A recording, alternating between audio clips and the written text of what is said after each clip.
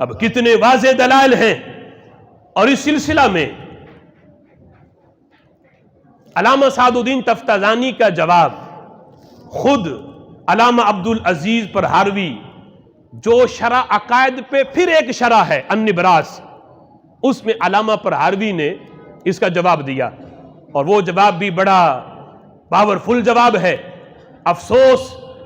کہ انہوں نے ایران کو خوش کرنے کے لیے سعد الدین کو تو پڑھا، لیکن جنہوں نے سعد الدین تفتازانی کا رد کیا انہیں نہ پڑھ سکے۔ ہمارے نزدیک یہ حجت نہیں، ہمارے نزدیک صحابہ حجت ہیں، ہمارے نزدیک تابعین حجت ہیں، ہمارے نزدیک حضرت غوث اعظم حجت ہیں، امام اعظم ابو حنیفہ حجت ہیں، داتا صاحب حجت ہیں، ہمارے نزدیک اعلی حضرت اور مجدد پاک حجت ہیں۔ تم ان کی عبارت پیش کر کے اپنے آقاؤں کو تو خوش کر سکتے ہو، اہل سنت کو گمراہ نہیں کر سکتے۔ جب تک اہل سنت میں رضا کے فکری بیٹے موجود ہیں، وہ تمہاری خباثت بھی بتاتے رہیں گے، اور افضلیت صدیق اکبر پہ پہرا بھی دیتے رہیں گے۔ افضلیت کا جو مدار ہے، علامہ پرہاروی کہتے ہیں کثرت ثواب پر ہے، کہتے ہیں نہ شرف نسب پہ ہے، نہ شرف نسب پہ ہے، اور نہ ظاہری بندگی کی زیادتی پر ہے۔ یہ بھی بیان کر دیا، یعنی جو مواد مجدد پاک نے چھوڑی تھی انہوں نے بیان کر دی۔ شرف نسب پر بھی کوئی اس بات کو پیش کر کے کہ حضرت مولا علی رضی اللہ تعالی عنہ کا رسول اللہ سے نسبی تعلق ہے، وہ ان کے چچا زاد بھائی ہیں، اس وجہ سے افضل ہے، تو کہتے ہیں یہ بھی افضلیت کا مدار نہیں ہے۔ اور نہ کوئی یہ کہے کہ جتنی نیکیاں یا جتنی بندگی انہوں نے کی اتنی یہ وہ نہ کر سکے، تو کہتے ہیں نہ افضلیت کا مدار کثرت بندگی پہ ہے، نہ افضلیت کا مدار شرف نسب پہ ہے۔ کہتے ہیں اگر ایسا ہوتا تو مثال دے کے بھی سمجھایا، کہتے ہیں ایک اگر کوئی شخص کسی نبی کا بیٹا ہو، نبی کا بیٹا، اب نبی کا بیٹا ہونا کیا کوئی چھوٹا شرف ہے؟ اس سے بڑھ کے نسب کا شرف اور کیا ہو سکتا ہے کہ کوئی کسی نبی کا بیٹا ہو لیکن خود نبی نہ ہو، اور دوسری طرف کوئی نبی تو ہو لیکن خود نبی کا بیٹا نہ ہو۔ اگر افضلیت کا مدار شرف نسب پہ بناؤ تو شرف نسب تو پھر اس کا زیادہ ہے جو نبی کا بیٹا ہے اور نبی نہیں ہے، پھر یہ غیر نبی نبی سے بڑھ جائے گا،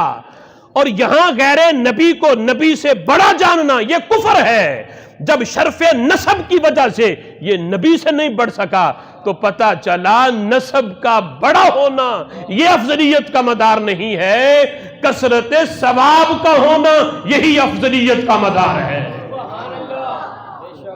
اور یہاں علامہ پرہاروی نے سعد الدین تفتازانی کو تھوڑا سا جھنجھوڑا بھی،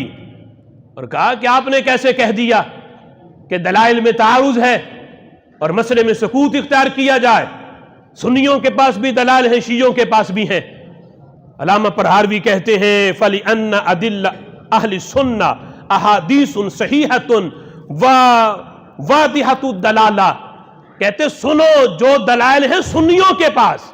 وہ احادیث صحیحہ ہیں، ان کی دلالت بھی واضح ہے، اور ان کے مقابلے میں وَإِمَّا أَدِلَّةُ شِيَّةٍ فَإِمَّا مَوْضُوعَةٌ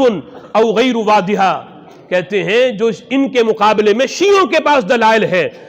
وہ ساری کی ساری گڑی حدیثیں ہیں، کوئی بھی صحیح حدیث نہیں، نہ ان کی دلالت واضح ہے۔ یہ میں اپنی طرف سے نہیں کہہ رہا، یہ علامہ پرہاروی عبدالعزیز پرہاروی جو نبراس کے مصنف ہیں وہ کہتے ہیں تم شیعوں کے دلائل کی وجہ سے تم اس مسئلے میں سکوت کرتے ہو،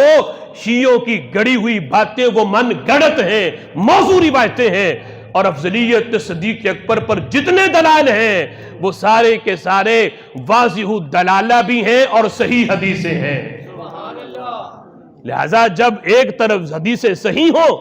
اور دوسری طرف من گڑت ہوں، 3 لاکھ حدیثیں شیعوں نے حضرت مولا علی رضی اللہ تعالیٰ عنہ کی شان میں گڑی ہیں، اسی لیے امام اہل سنت نے فتاوی رضویہ کے اندر ایک اصول بیان کیا کہ اگر مولا علی کی شان کے اندر کوئی حدیث ملے، اور پھر دیکھنا پڑے گا کہ اس حدیث کو کسی سنی محدث نے بھی روایت کیا ہے یا نہیں کیا،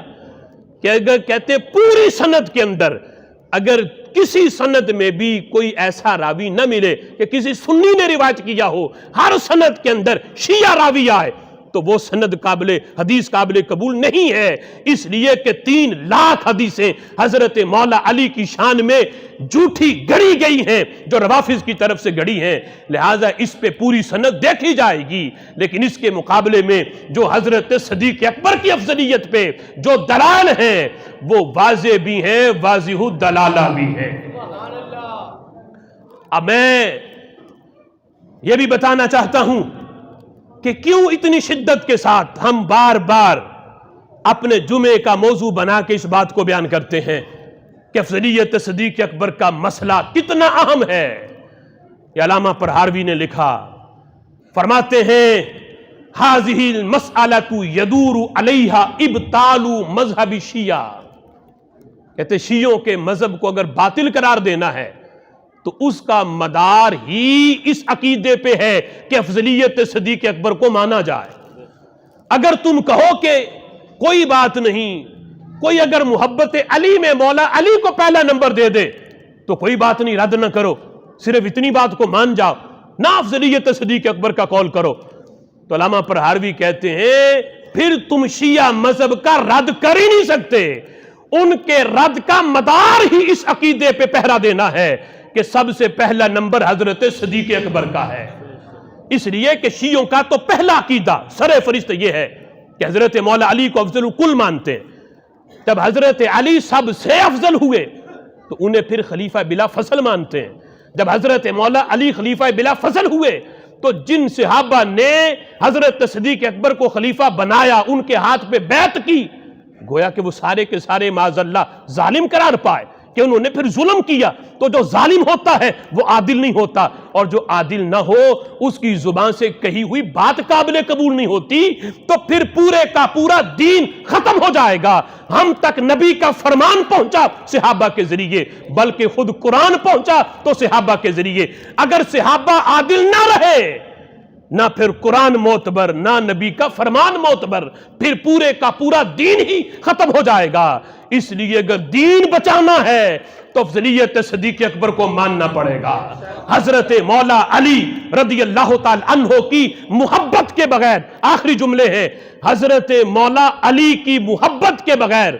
ایمان کامل نہیں ہوتا۔ افضلیت صدیق اکبر کے عقیدے کے بغیر دین محفوظ نہیں ہوتا۔ دین کامل بھی چاہیے اور بچانا بھی ہے، محبت علی بھی ضروری ہے، افضلیت صدیق اکبر کا قول بھی ضروری ہے۔